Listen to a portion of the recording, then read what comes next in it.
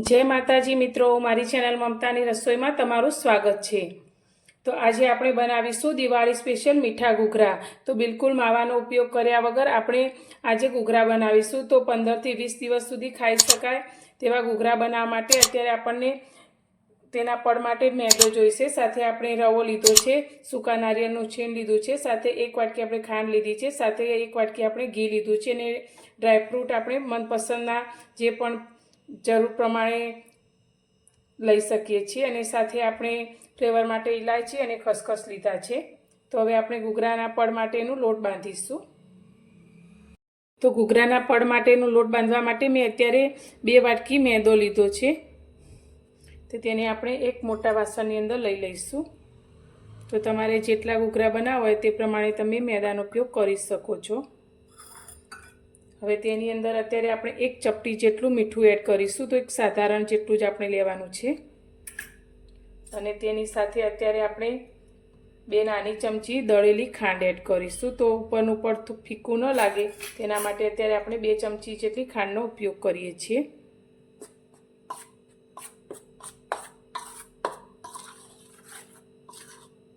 હવે આની અંદર આપણે મોણ લઈશું। તો તેના માટે અત્યારે આપણે ઘી લીધું છે। તો અત્યારે 4 મોટી ચમચી જેટલું ઘી અંદર એડ કરીશું।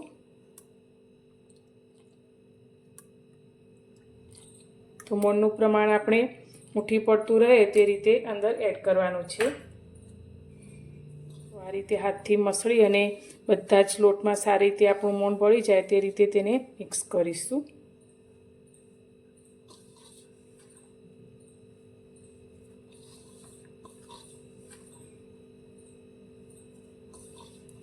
મિક્સ કર્યા પછી આપણે આ રીતે મુઠ્ઠી વાળી અને સારી રીતે મુઠ્ઠી બંધાય તેટલું મોણ આપણે અંદર એડ કરવાનું છે। તો જ આપણા ઘૂઘરાનું પડ એકદમ સરસ ખસ્તા તૈયાર થશે। તો મોણ આપણું લોટની અંદર સારી રીતે મિક્સ થઈ ગયું છે। તો હવે અત્યારે આપણે તેનો લોટ બાંધવાનો છે। તો તેના માટે મેં અત્યારે અડધા ગ્લાસ જેટલું દૂધ લીધું છે। તો થોડું થોડું એડ કરીને આપણે લોટ બાંધીશું। તો તમે દૂધની જગ્યાએ પાણીનો ઉપયોગ પણ કરી શકો છો, પણ દૂધ લેવાથી તેનું પડ ખૂબ જ સરસ બને છે। તો આપણે આ રીતે થોડું થોડું એડ કરી અને લોટ બાંધીશું। તો લોટ આપણે એકદમ કઠણ પણ નહીં અને સાવ ઢીલો પણ નહીં તે રીતે બાંધવાનો છે।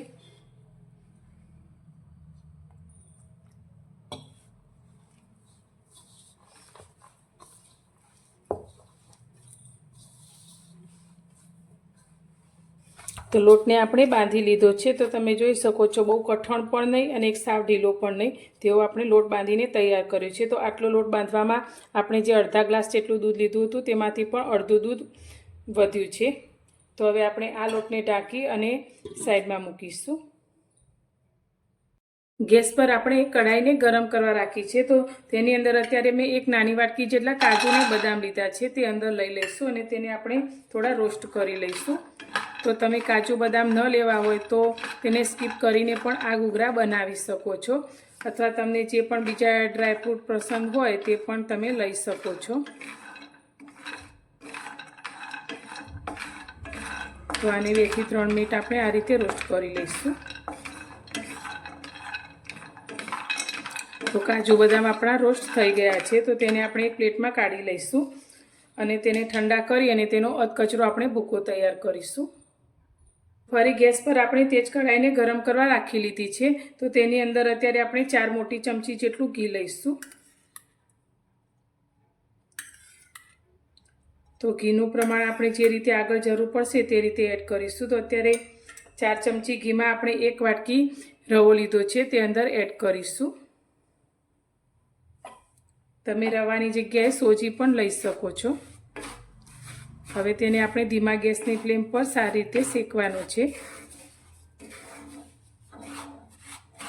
તો રવાને શેકાતા લગભગ 10 મિનિટ જેટલો સમય થયો છે અને રવો આપણો એકદમ સરસ રીતે આ રીતે ઘીમાં દાણો દાણો ફૂલી ગયો છે। તો હવે આપણે જે વધેલું ઘી છે તે પણ અંદર લઈ લઈશું।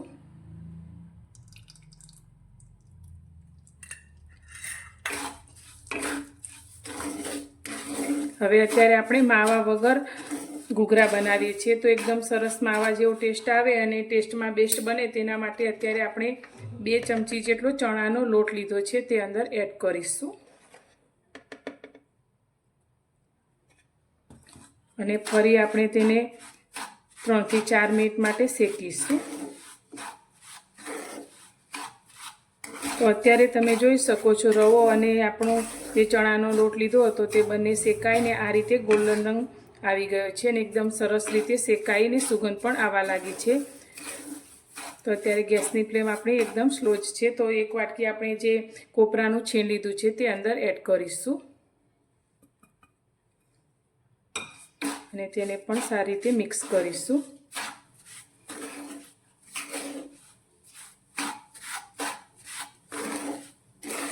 હવે અત્યારે આપણે ગેસની ફ્લેમ બંધ કરીશું અને આને થોડી વાર માટે આ રીતે હલાવીશું.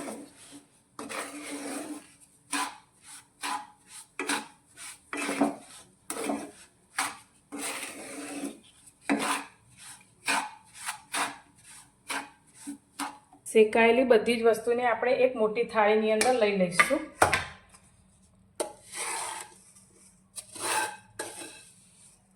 અને આને આપણે 2 થી 3 મિનિટ માટે થોડું ઠંડુ થવા દઈશું.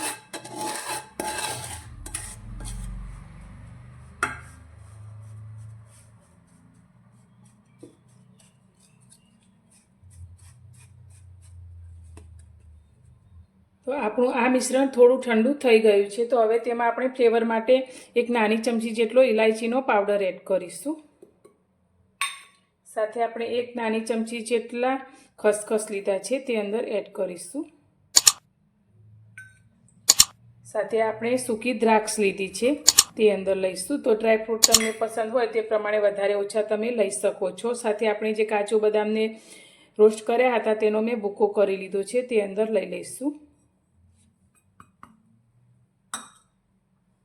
હવે આની અંદર આપણે 1 વાટકી દળેલી ખાંડ લીધી છે તે અંદર ઉમેરીશું.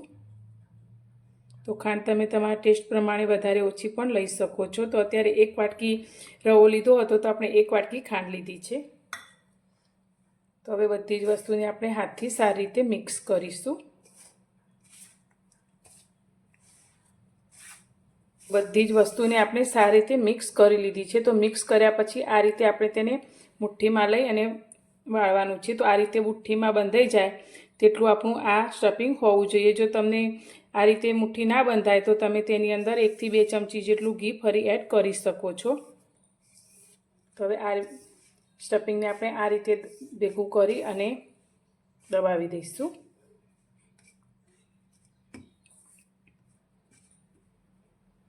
હવે આપણે બાંધેલા લોટને જોઈ લઈશું. તો લોટ આપણો થોડી વાર રેસ્ટ થવાથી એકદમ સરસ એવો સ્મૂથ તૈયાર થયો છે. તો આ રીતે થોડું આપણે તેને મસળી લઈશું. હવે આમાંથી આપણે એક મોટી રોટલી વણાય તેવો લુઓ લઈ લઈશું અને બાકીના લોટને ઢાંકી અને આપણે સાઈડમાં મૂકીશું. અત્યારે આ રીતે એક રોટલી વણવાનો પાટલો લઈશું અને તેની ઉપર આપણે આ લુઆને રાખી અને મોટી એક રોટલી વણી લઈશું. તો એકદમ જાડી પણ નહીં, પાતળી પણ નહીં, એવી મીડિયમ સાઇઝની આપણે રોટલી વણીશું. આ રીતે મેં એક મોટી રોટલી વણી લીધી છે. તો હવે આપણે આ રીતે એક મોટી વાટકી લીધી છે તેનાથી આપણે પૂરી તૈયાર કરીશું. તો તમે એક પૂરીને વણીને પણ તૈયાર કરી શકો છો, પણ આ રીતે આપણે કરીશું તો એકસાથે ઘણી બધી પૂરી તૈયાર થશે.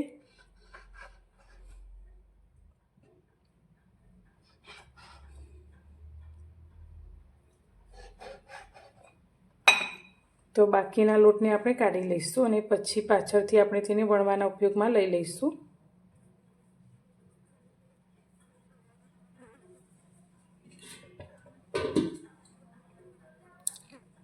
હવે બીજી વણેલી પૂરીને આપણે સાઈડમાં રાખીશું. બનાવેલી એક પૂરીને આપણે અત્યારે પાટલા ઉપર લઈ લઈશું અને તેની કિનારી ઉપર અત્યારે આપણે થોડું દૂધ લીધું છે. તો દૂધવાળી આગળી કરી અને તેની કિનારી ઉપર લગાવી લઈશું. તો આ રીતે દૂધ લગાવવાથી જ્યારે આપણે ઘૂઘરાને તળીશું ત્યારે તેનું સ્ટફિંગ જરા પણ બહાર નહીં નીકળે અને એકદમ સરસ રીતે ચીપકી જશે. હવે બનાવેલા પૂરણમાંથી આપણે 1 ચમચી જેટલું અંદર લઈ લઈશું.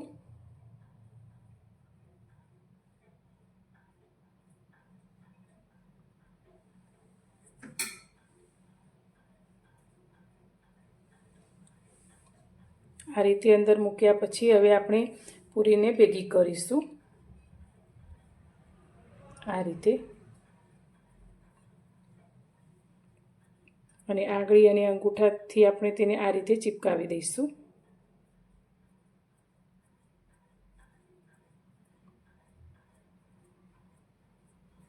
હવે ઘૂઘરાને આપણે ડિઝાઇન આપવાની છે. તો ડિઝાઇન આપવા માટે અત્યારે મેં આ રીતે કાંટાવાળી ચમચી લીધી છે. તો ચમચીને આ રીતે પ્રેસ કરી અને તેની ડિઝાઇન તૈયાર કરીશું.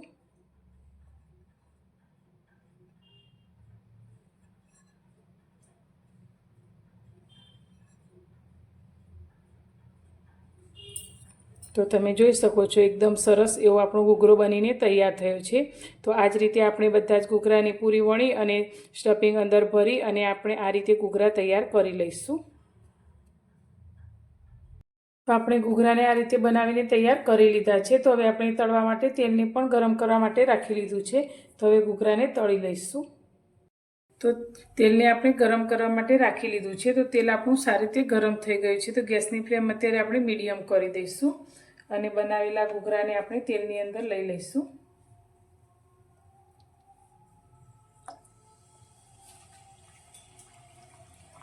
તો એકવાર જેટલા તેલમાં આવે તે રીતે આપણે અંદર એડ કરીશું.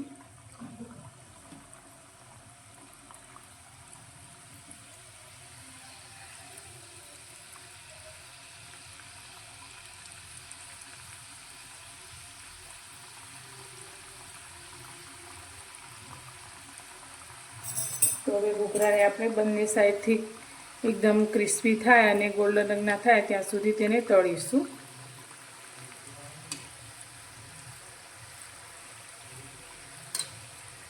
તો આ રીતે ચમચીથી આપણે આગળ પાછળ ફેરવતા જઈશું અને તેને તળીશું.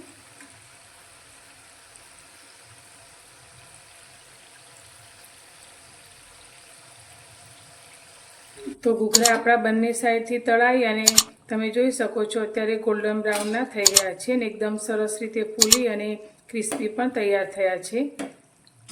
તો હવે આપણે તળાયેલા ઘૂઘરાને તેલમાંથી બહાર કાઢીશું અને એક પ્લેટમાં લઈ અને આ જ રીતે આપણે બનાવેલા બીજા બધા જ ઘૂઘરાને તળી લઈશું. તો તૈયાર છે આપણા ગુજરાતી મીઠા ઘૂઘરા. તો તમે જોઈ શકો છો એકદમ સરસ ખસ્તા એવા આપણા ઘૂઘરા બનીને તૈયાર થયા છે. તો તમને તોડીને પણ બતાવું. તો એકદમ ખાવામાં પણ ખૂબ જ સ્વાદિષ્ટ. તો તમને આજની મારી આ ઘૂઘરા બનાવવાની રેસીપી કેવી લાગી તે મને કોમેન્ટમાં જરૂરથી જણાવજો.